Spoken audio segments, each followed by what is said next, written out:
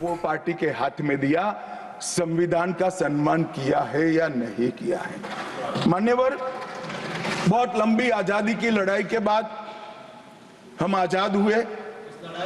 जब हम आजाद हुए तब दुनिया भर के कई राजनीतिक पंडितों ने कई आगाहियां की थी कि ये देश बिखर जाएगा, शायद बन ही नहीं पाएगा।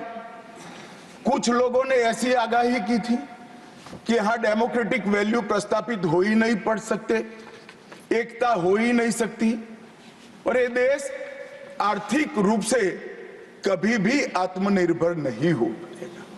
और आज जब 75 साल के समय के बाद, संविधान को स्वीकार करने के बाद पीछे मुड़कर देखते हैं तो सरदार पटेल का मैं धन्यवाद करना चाहता हूं कि सरदार साहब के अथक परिश्रम के कारण आज देश एक होकर मजबूती से दुनिया के सामने खड़ा।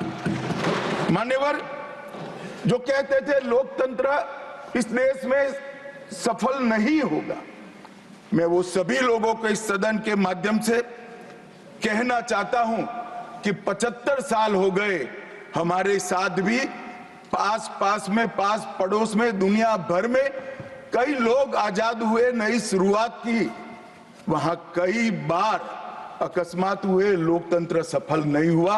हमारा लोकतंत्र आज पाताल तक गहरा पहुंचा है। अनेक परिवर्तन रक्त की एक बूंद बहाए बगैर हमने करे हैं और विचारधाराओं के आधार पर भी परिवर्तन करे हैं। अनेक तानाशाहों के गुमान, अभिमान और अहंकार को चूर चूर करने का काम इस देश की जनता ने किया है, मगर लोकतांत्रिक तरीके से किया है। और मान्यवर, जो कहते थे कि हम आर्थिक रूप से आत्मनिर्भर नहीं हो पाएंगे, उनको भी हमारी जनता ने, हमारे संविधान की खूबसूरती ने जवाब दिया है। हम आज दुनिया का 5वां अर्थतंत्र बनकर सम्मान के साथ, और ब्रिटेन जिन्होंने सालों तक हम पर राज किया, और ये जो मैंने तीनों आगाही कही वहीं से पक्ष विपक्ष में से आई थी, आज ब्रिटेन भी अर्थतंत्र की तालिका में हमारे पीछे खड़ा है।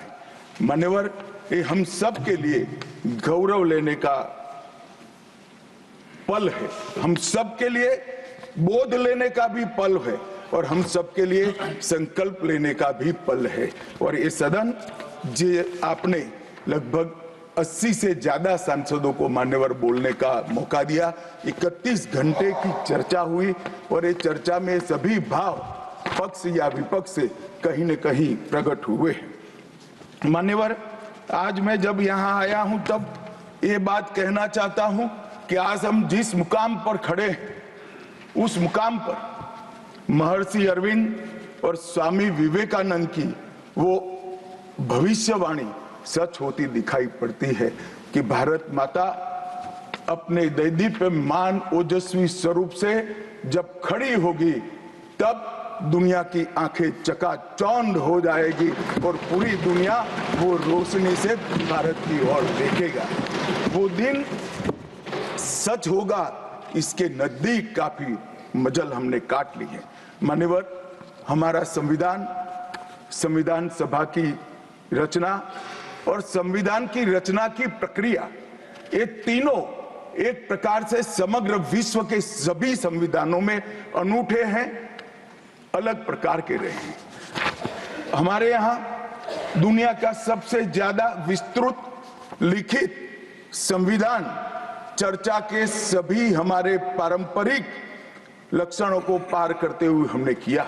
इस संविधान सभा में 299 सदस्य रहे, 22 धर्म जाति समुदाय के सदस्य रहे, हर प्रिंसली स्टेट का प्रतिनिधित्व रहा, हर राज्य का प्रतिनिधित्व रहा। एक प्रकार से समावेशी प्रतिनिधित्व के साथ भारत का भविष्य तय करना, मतलब संविधान को रचने की हमारी प्रक्रिया आगे बढ़ी।